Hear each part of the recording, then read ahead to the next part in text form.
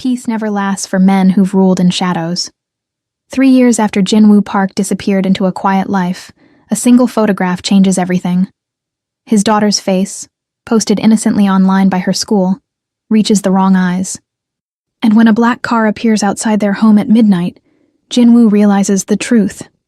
You can leave the Empire, but the Empire never leaves you.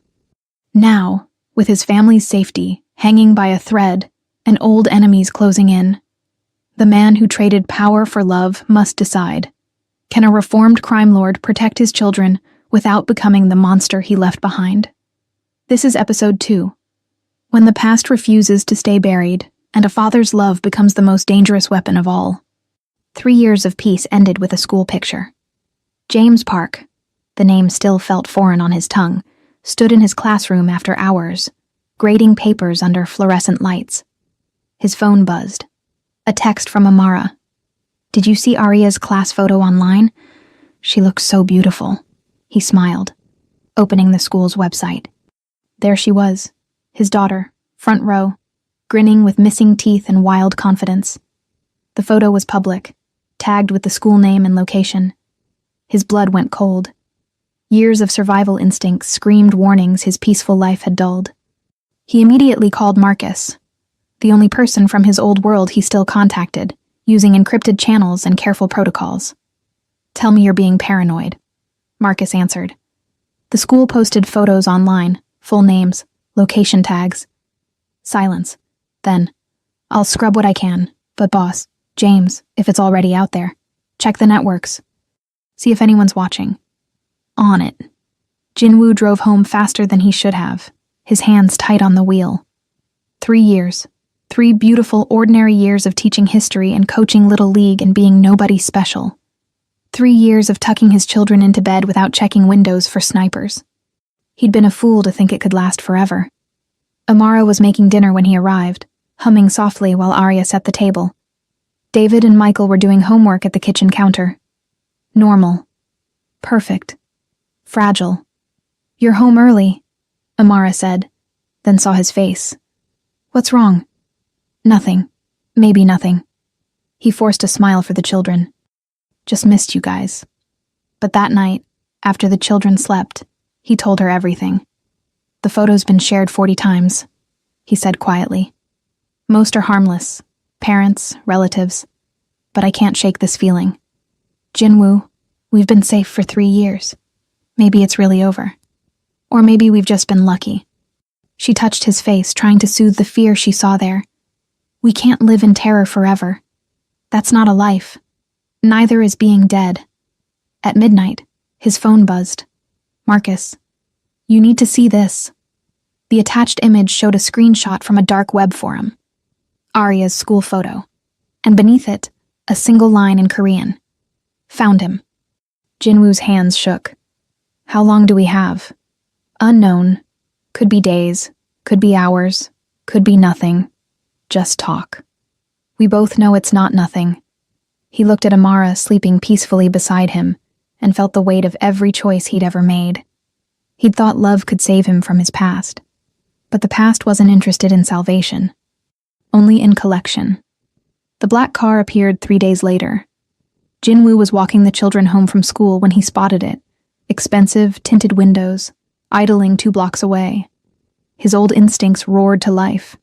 He kept his pace casual, but his mind raced through scenarios, exits, defensive positions. "Dad, why are you squeezing my hand so hard?" David asked. He loosened his grip immediately. "Sorry, buddy. Just thinking." The car followed them at a distance, not hiding, wanting to be seen, a message. They made it home safely, but Jinwoo knew safety was an illusion now. That night, after Amara put the children to bed, he made the call he'd hoped he'd never make. "I need a favor," he told Marcus. "The kind we used to specialize in." "What kind?" "The kind where people disappear before they can hurt what's mine." Marcus exhaled slowly. "Boss, James, you know what you're asking? You've been clean for 3 years. You go back to that world, even for a second, and it won't let you go again. Then I'll be careful." "There's no careful with this. You either are or you aren't. You can't be half a crime lord. Jinwoo watched through the window as Amara read bedtime stories to their children. Arya's laughter drifted through the walls. David's serious questions. Michael's quiet observations. I can be a father protecting his family. That's all I need to be. And if protecting them means becoming what you were, then I become it, temporarily. Nothing's temporary in our world, you know that. But Jinwoo had already decided. The car returned the next morning, and the morning after that. Always watching, always waiting. On the fourth day, Jinwoo didn't drop the children at school. Instead, he called in sick, kept them home, and told Amara the truth she'd been dreading. We need to run again. Her face crumpled. No. Jinwoo, we built a life here. The children have friends, school, stability. They'll have a grave if we stay. You don't know that. I know enough. He showed her the photos Marcus had sent, surveillance shots of their house, the children's school, even Amara's hospital where she worked as a nurse. They're not just watching, they're studying, planning. Who? Chen's still in prison. Chen has sons, and they have long memories. He pulled her close. I'm sorry. I thought we'd escaped. I thought, don't apologize for trying to give us normal. She pulled back, steel in her eyes. But if we run smart. No half measures. No looking back. That night, they packed in silence. 3 suitcases. Essential documents. Cash Jinwoo had kept hidden for emergencies.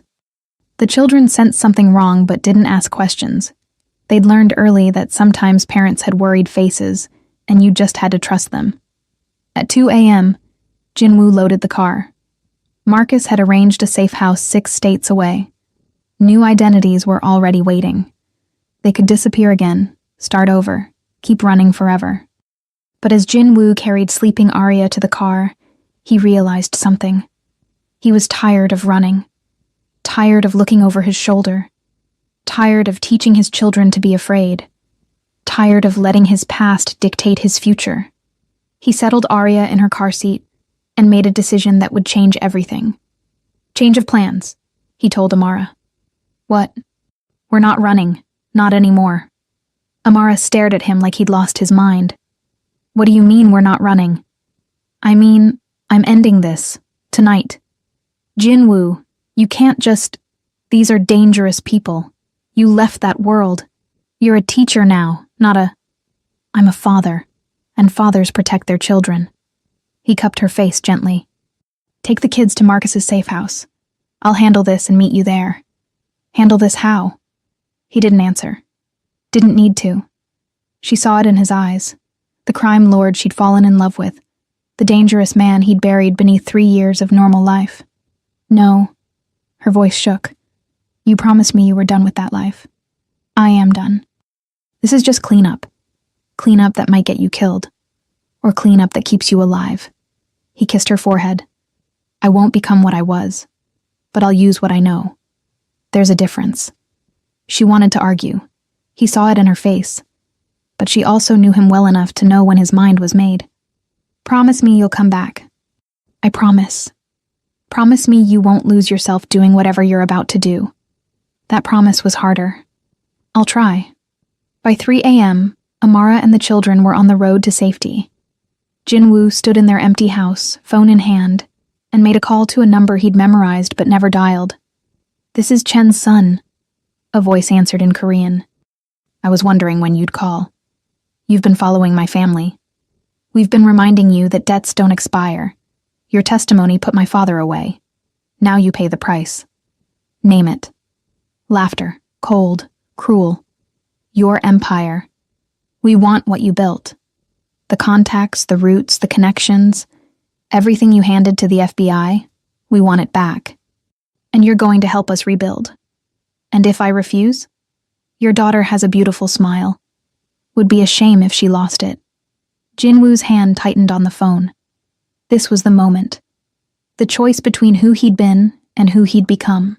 Between violence and surrender. Between protecting his family and protecting his soul. Where do we meet? He asked quietly. The old warehouse, Pier 17. You remember it. He did. He'd killed 3 men there once. Another lifetime ago. 1 hour. Come alone. Jinwoo hung up and stared at his reflection in the darkened window. The teacher was gone. The husband, the father, the man who'd chosen peace. All gone. In their place stood someone older, colder, infinitely more dangerous. He opened a hidden panel in the basement and retrieved things he'd hoped never to touch again. A gun, clean and loaded. A knife, perfectly balanced. And a phone with one contact. Marcus. I need you at Pier 17, full team. Non-lethal if possible. And if not possible, then we do what we have to do. The warehouse at Pier 17 stood like a monument to Jinwoo's past. Rusted metal, broken windows, the smell of salt and decay. He'd owned this place once, used it for meetings that ended in blood more often than handshakes. Now it was abandoned, forgotten, the perfect place for ghosts to meet. Jinwoo arrived at 4 a.m., the city still sleeping, unaware of the violence brewing in its shadows. He parked 2 blocks away and approached on foot, every sense heightened, every instinct screaming. This was the world he knew, the dance of predator and prey, the careful calculation of threat and response. Marcus and his team were already in position. 5 men Jinwoo trusted with his life, hidden in the darkness, watching. They communicated through earpieces, voices crackling softly. 3 vehicles, Marcus reported. 12 hostiles, maybe more inside. Boss, this is a setup. They're not here to negotiate. I know. Then why are we here? Because they threatened my daughter, and I need them to understand what that means. Jinwoo walked through the warehouse's main entrance, hands visible, weapon concealed. The space opened into a vast emptiness. Concrete floors stained with history, metal beams casting shadows in the dim light filtering through broken skylights. Chen's son waited in the center, surrounded by armed men. He was younger than Jinwoo expected, maybe 28, handsome, wearing his father's arrogance like an inherited suit. This was Minjun Chen, the eldest son, the one who'd sworn vengeance when his father was arrested. Jinwoo Park, Minjun said, his English perfect but accented. Or should I call you James? The high school teacher? He laughed, and his men joined in. My father told me stories about you. The Korean ghost, they called you. The man who could end wars with a whisper. And now look at you, hiding in suburbia, grading papers, pretending to be normal. Jinwoo stopped 10 feet away, hands still visible. I didn't come here to reminisce. No, you came because I found your weakness. Your wife, your children. Minjun pulled out his phone, showing photos. Arya at school, David at baseball practice, Michael at the library, Amara shopping for groceries. Beautiful family. Would be tragic if something happened to them. It would be. Jinwoo's voice was calm, almost gentle. Which is why I'm here to make sure nothing does. And how will you do that? You're outnumbered, outgunned. You gave up your empire, your power, your protection. You're nobody now. That's what I thought too. Jinwoo smiled, but it didn't reach his eyes. Turns out I was wrong. Something in his tone made Minjun hesitate. What are you talking about? I'm talking about the difference between power and strength. You think power comes from guns and men and territory. That's what your father thought too. That's why he's in prison. My father is in prison because you betrayed him. Your father is in prison because he mistook fear for respect. Because he thought an empire built on violence could last forever. Jinwoo took a step forward. I made the same mistake. But I learned something in the last 3 years. Real power, the kind that actually matters, comes from having something worth protecting. And right now, you're threatening the only thing I care about. Minjun gestured, and his men raised their weapons. 12 guns pointed at Jinwoo's chest. Big words for a man about to die. See, that's where you made your mistake. Jinwoo's voice dropped to the dangerous whisper his enemies used to fear. You assumed I came here alone. The lights went out. In the darkness, chaos erupted. Marcus and his team moved like shadows, trained, efficient, brutal when necessary. Non-lethal takedowns, just as Jinwoo had ordered. Rubber bullets and stun weapons. The goal wasn't murder. It was message. Jinwoo moved through the confusion with muscle memory older than his peaceful life. He reached Minjun before the young man could react, disarming him with practiced ease, pressing him against a concrete pillar. "Listen carefully," Jinwoo said, his forearm across Minjun's throat. "I left my old life because I wanted to be better. But don't mistake restraint for weakness. I know things. Things that could destroy your entire organization. Routes, contacts, dirty cops, politicians on your payroll. I documented everything before I disappeared. And if anything happens to my family, anything at all of it goes to the FBI, Interpol, every law enforcement agency that wants you dead." Minjun struggled, but Jinwoo pressed harder. "You're bluffing." "Am I? Your shipment coming through Vancouver next week? The one hidden in furniture containers? I know about it. Your deal with the Russians in Brighton Beach? I know about that too. Your father's money laundered through that art gallery in Soho? I can prove it." Fear flickered in Minjun's eyes. "How?" "Because I built half those systems. I know every weakness, every vulnerability, every secret your organization tried to hide." Jinwoo leaned closer. "So here's what's going to happen. You're going to leave my family alone. You're going to forget I exist. And in exchange, I'll forget what I know. We walk away. Both of us. Clean.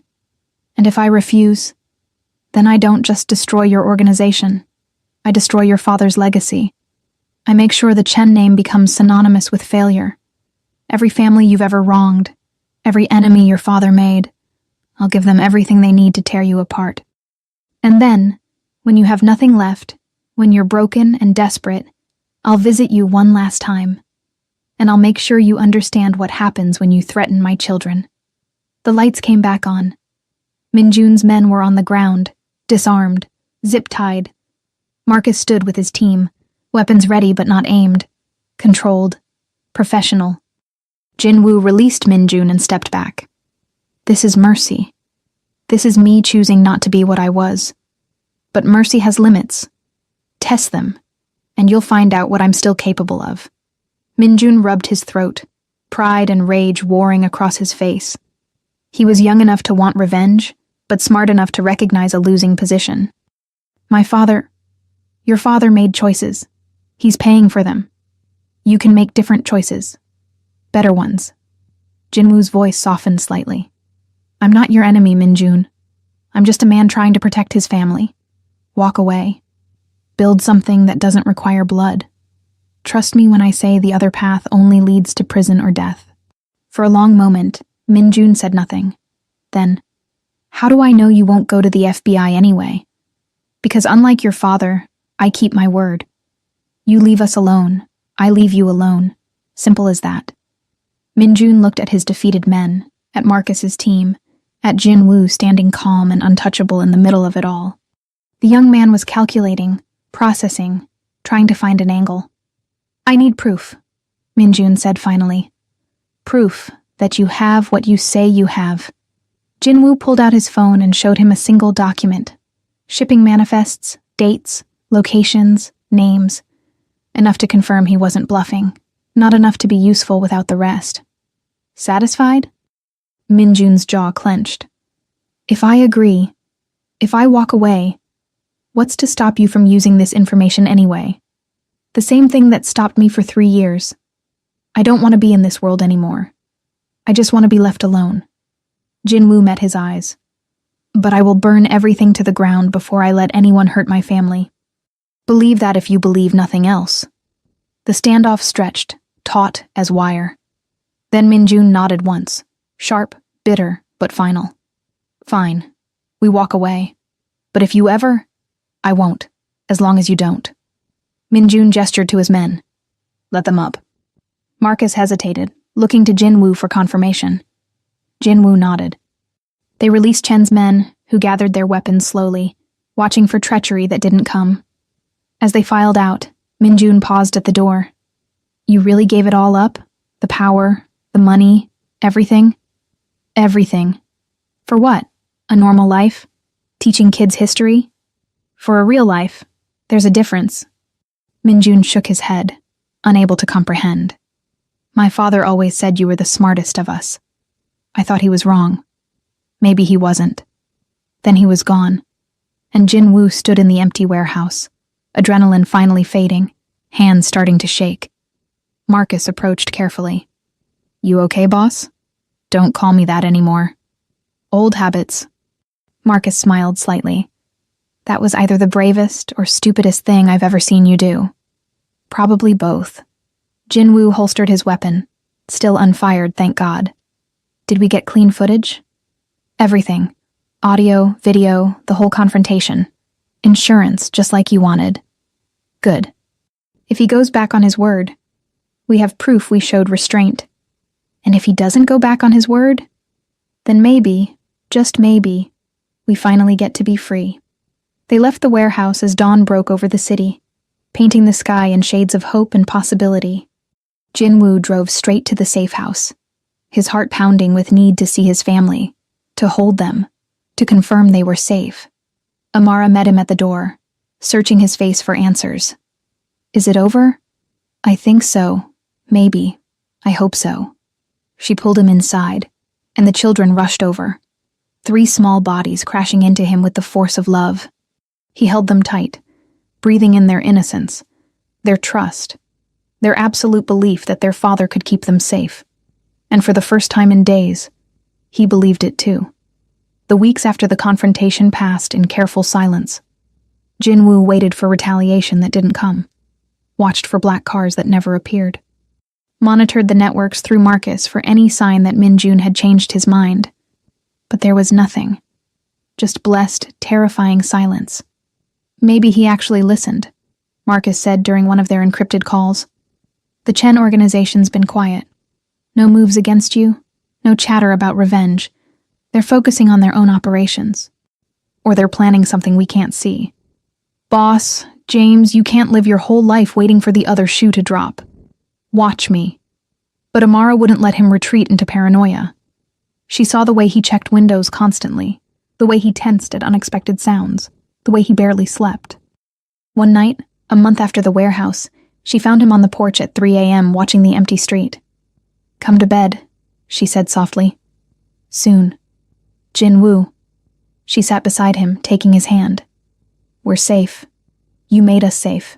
But if you can't believe that, if you can't let go of the fear, then they've already won. I just keep thinking, what if I missed something? What if there's an angle I didn't see? Then we'll handle it. Together. Like we've handled everything else. She turned his face toward hers. But you can't protect us by never sleeping. You can't keep us safe by making yourself sick with worry. The children need their father present. Not just physically here, but actually with them. She was right. He knew she was right. But 3 years of peace had been shattered so easily. How could he trust that it wouldn't happen again? I don't know how to stop being afraid for you, he admitted. You don't stop. You just learn to live alongside it.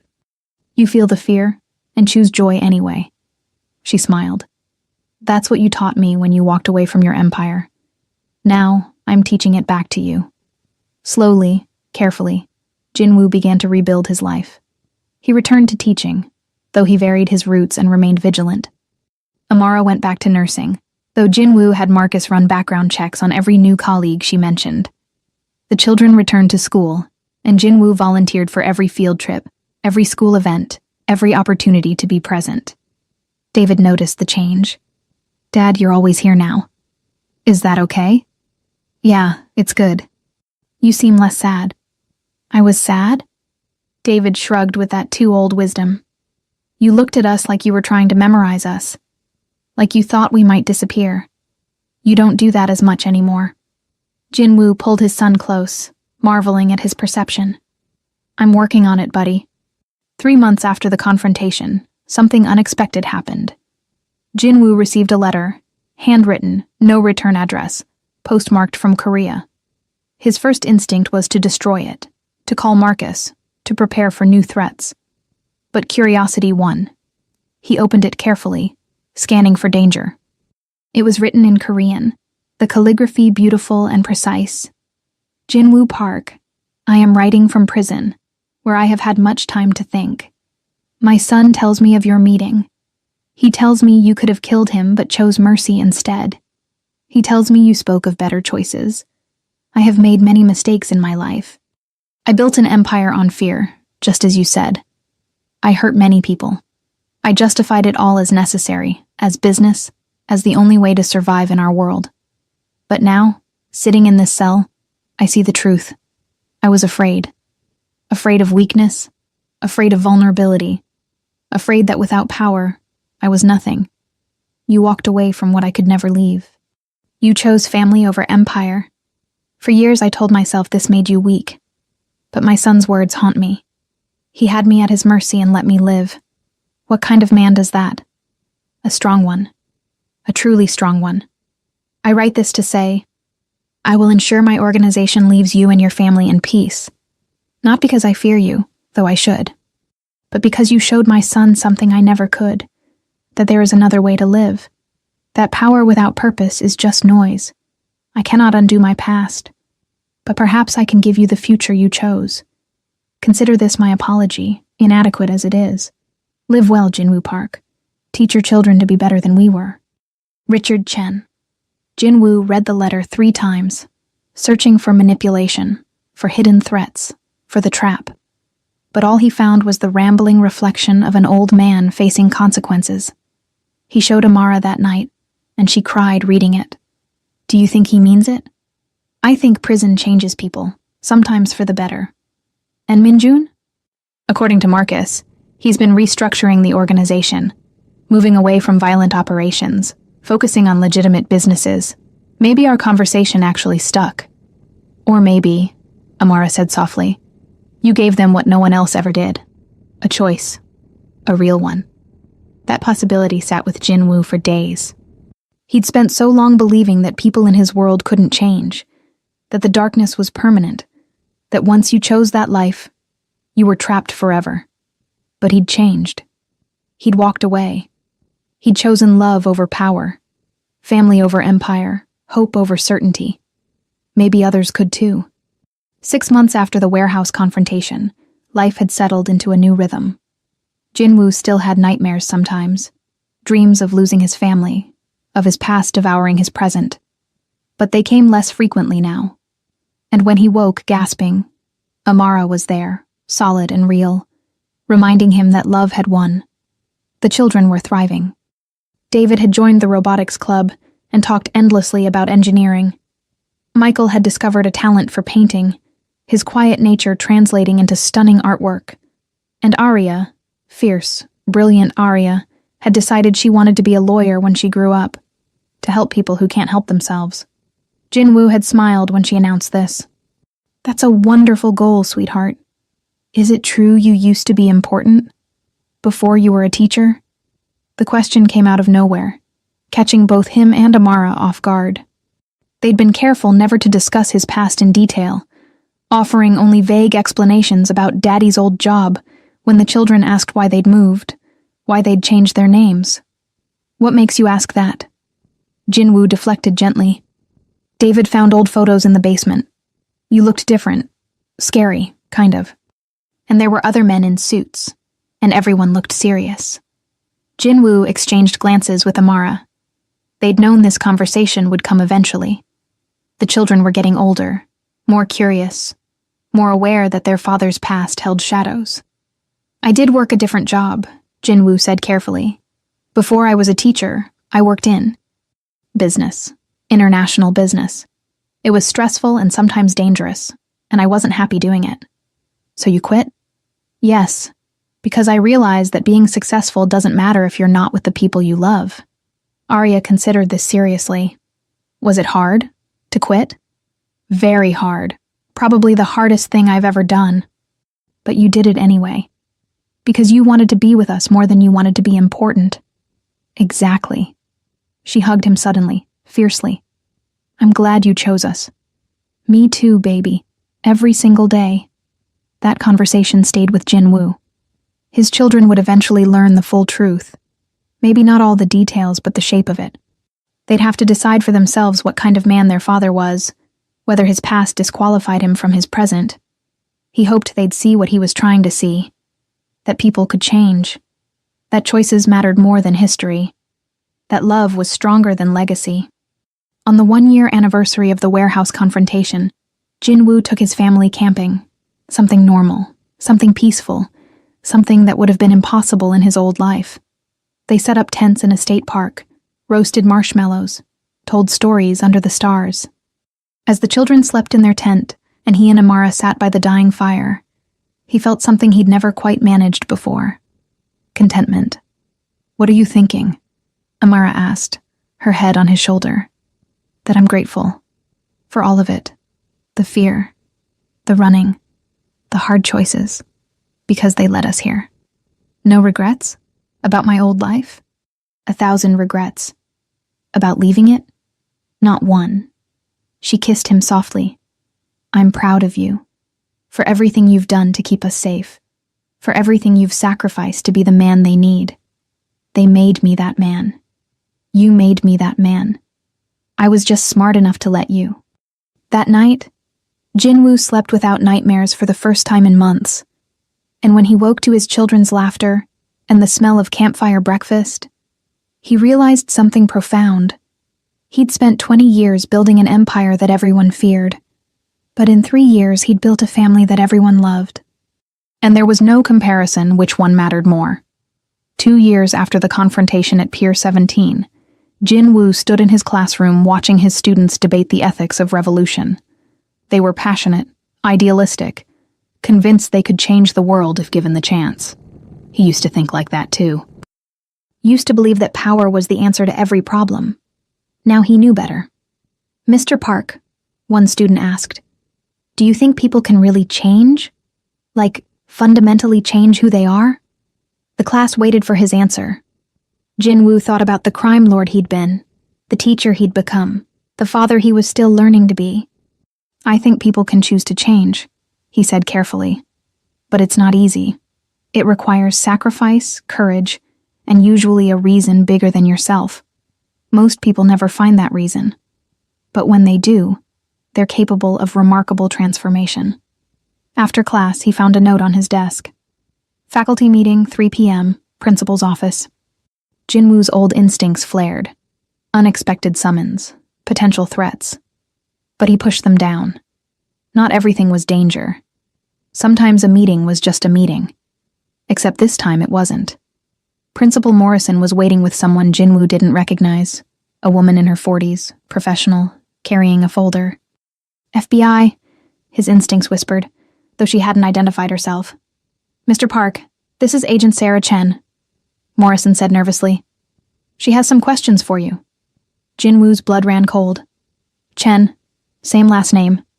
Coincidence? Or—" "We're not related," Agent Chen said, reading his expression. "Though Richard Chen is why I'm here." Jin-woo sat carefully, every muscle tense despite his outward calm. "I'm listening. Richard Chen died in prison last week. Heart attack. But before he died, he made arrangements. Specifically, arrangements concerning you and your family." "What kind of arrangements?" Agent Chen opened her folder. "He left a recorded testimony, hours of it. Names, dates, operations, everything the FBI needed to dismantle his organization completely. He also left a letter specifically stating that you and your family were to be left alone, that anyone who violated this would be betraying his final wishes." Jin-woo processed this information slowly. Chen had kept his word. Even in death, he'd tried to protect them. "Why are you telling me this?" "Because his testimony mentioned you. Not in a way that implicates you. He was very careful about that. But he spoke about why he cooperated. He said, and I quote, "Jin-woo Park showed my son mercy when he could have shown violence. He chose a different path when we all thought there was only one way to live. Perhaps it's time I made a different choice too. I don't understand. What do you want from me?" Agent Chen leaned forward. "The FBI has been tracking you since you entered witness protection. We know you've stayed clean. We also know you could have returned to your old life a dozen times but chose not to. That kind of sustained change is rare, almost unheard of. I had good reasons to change. Your family, we know, and that's why I'm here." She pulled out another document. "Richard Chen's testimony has created a power vacuum. His organization is fragmenting. Some members want to go legitimate. Others want to return to traditional operations.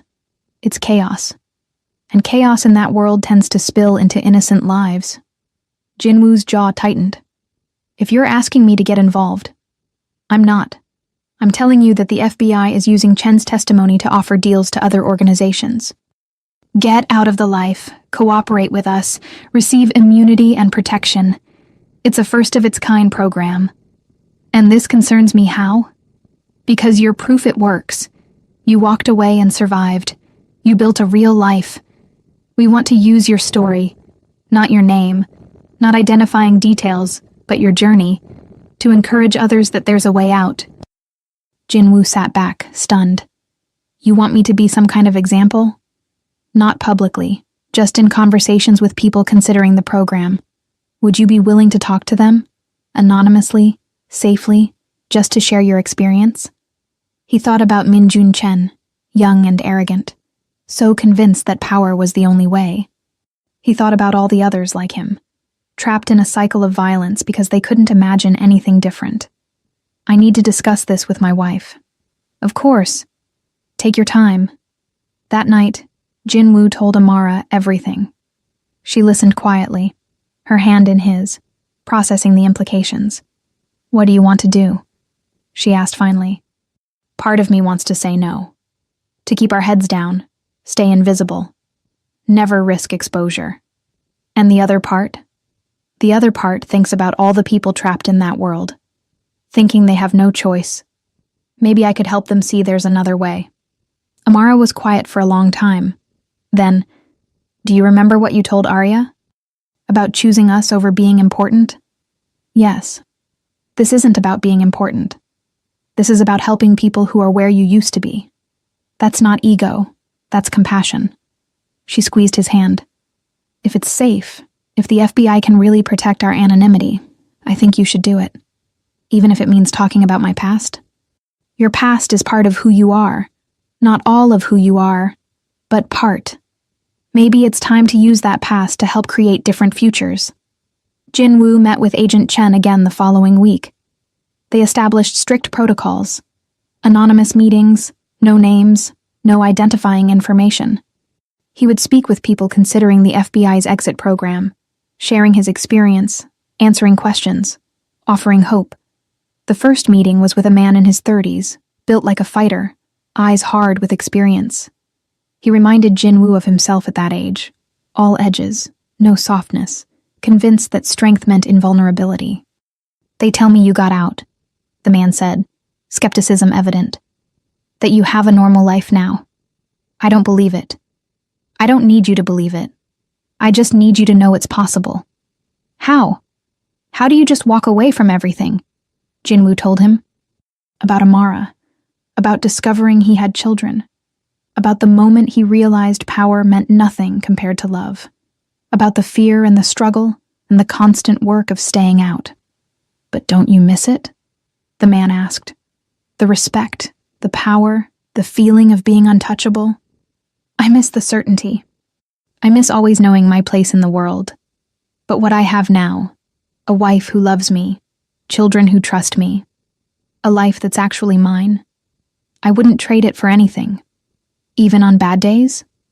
Especially on bad days. Because bad days in a real life are better than good days in a prison built from your own choices. The man left without committing to anything. But Jinwoo saw something shift in his eyes. A possibility. A question. Maybe. Over the next year, Jinwoo spoke with 17 people considering the exit program. Some took the deal. Some didn't. But each conversation reminded him of his own journey, of how far he'd come, of why every sacrifice had been worth it. His children grew older, more curious about their father's past. When David turned 11, he asked directly, "Dad, were you a criminal?" Jinwoo and Amara had prepared for this question. They'd agreed on honesty, age-appropriate, but truthful. "Yes," Jinwoo said simply. "Before you were born, I made very bad choices. I hurt people. I broke the law. I built a life on fear and violence." David absorbed this seriously. "And then what?" And then I learned that your mother was pregnant, that I was going to be a father. And I realized I didn't want my children to grow up in that world. So I left. I helped the police arrest bad people, and in exchange, they gave us new identities and a chance to start over. Was it hard? The hardest thing I've ever done. Do you regret it? Your old life? Jinwoo pulled his son close. I regret the harm I caused. I regret the time I wasted. But I don't regret where it led me, because it led me to you, to your brother and sister, to this life. And that makes every hard moment worth it. David hugged him tightly. I'm glad you chose us. Me too, son. Every single day. That conversation was harder than facing Chen's organization. But it was also more important. Because his children needed to know the truth. That their father wasn't perfect. That he'd made terrible mistakes. But that he'd chosen to change. On the 5th anniversary of leaving his old life, Jinwoo took his family back to the park where he'd first spent time with them as their father. The children were older now, 10 years old, tall and confident, and so beautifully themselves. This is where it really started, he told Amara, as they watched the triplets play. Where I decided I wanted to be their father, more than I wanted to be powerful. You are powerful, Amara said, just differently now. What do you mean? You changed yourself. You changed our lives. You're helping other people change theirs. That's real power, the kind that actually makes the world better. He kissed her softly, gratefully. How did I ever get lucky enough to find you? You didn't find me. I found you. And I saw past the crime lord to the man underneath who wanted to be good. She smiled.